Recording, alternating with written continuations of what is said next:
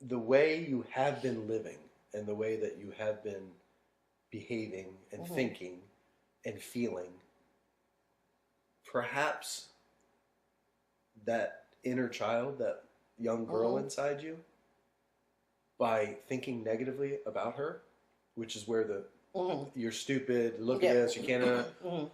Perhaps, can you see how you are beating up that younger child that's in you? Where is the lamp when you're doing depression and choosing the thoughts and the is the lamp on you or on other people or outward? Is the lamp on what I don't have, why I'm a victim, why my life is not good, woe is why me. Woe is me, I'm not good enough. I'm not good enough, Yeah. all of that stuff. So where's the lamp? And I'm saying lamp meaning the focus. Yeah. Where's the focus? All on me. So once you get, Karen, where does the depression live? In me. Right. And focused on me. Yeah. And my problems, right? Right. But when you're in service to other people, which is why you're addicted to it, by the way, you love it, which is fine, it's great. But it's your way of getting out of depression. Do you see that? As soon as you focus on those 6-year-olds, for example, there's can't be no depressed. depression there. You can't be depressed. Because where's the focus? I walk in and, I mean, you can't be depressed around these kids. Right. That amygdala goes out there, warning, warning, protector. And then the way that we think is like sending off a missile. But by the way you giving it the meaning that you are, you're programming it a certain way. It's like a little programming software. You're going in there and going, I'm an idiot, he's right. So the missile goes out, and there's something that's called the reticulator activating system. Have you ever heard about that? Okay. It's in our brain, and the whole purpose of it is to make sure you're right. It provides evidence that the way you're thinking that thought, and there's millions of stimuli throughout the day, right? Cars are passing, people hanging around. So my brain can't pick up on everything, and my senses can't pick up on everything. So what it does is it goes, what did you program? And it goes, and it's like a heat-seeking missile, and it goes, finds exactly what you said. So there might be a million different stimuli that happen. The bottle might fall. This guy, people are yelling. People are playing basketball. Like, all this stuff is going on. But what ends up happening is our brain, that reticulator activating system, goes in and locks in on things that are happening to prove what you just said and programmed to make you right. How powerful is that? Yeah. Our brain is pretty cool.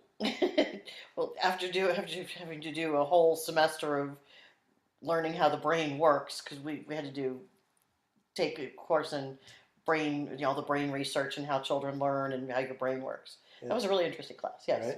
Right? So that's pretty cool. Now, what have you been programming in on your missiles to go out there in the world so that your brain will pick up on? And you've already said, I'm an idiot, I'm dumb, I'm no good. So what ends up happening is there could be 1,000 things that happen over the 8-hour period. And let's say 800 of them are pretty positive.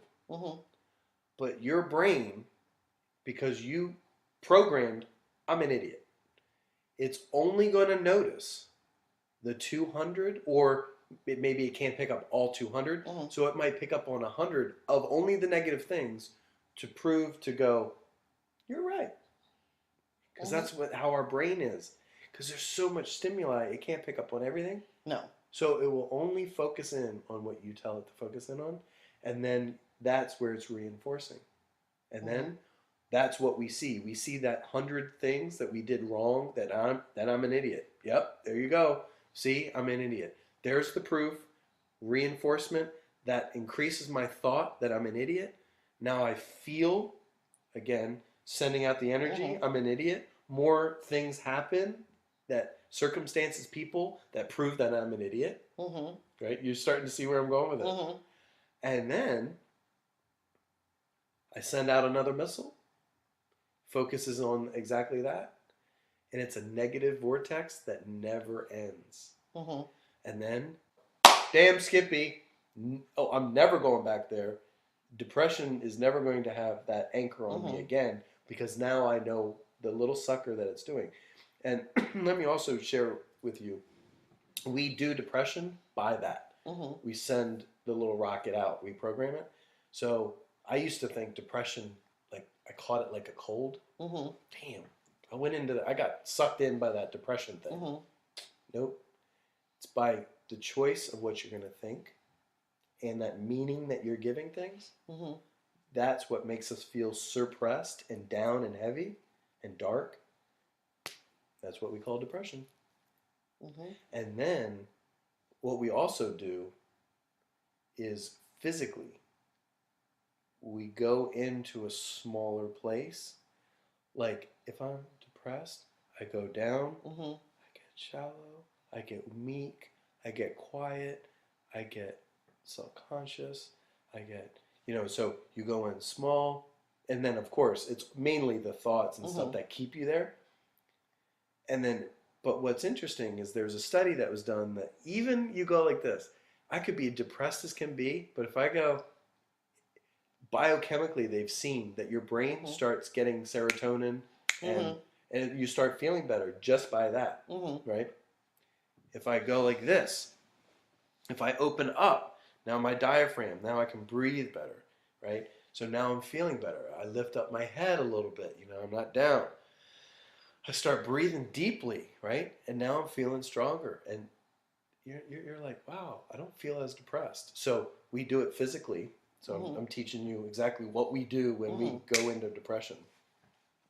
And then, so these are simple little things that you can do Mhm. to get, if you're like, oh, and you always want to check in yourself. I'm feeling depressed. Nope, Mhm. not today, not right now. These are the things that you can do systematically.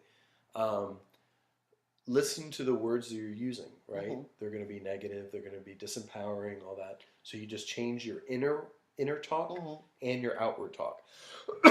Because just Again, like, like I do with the kids.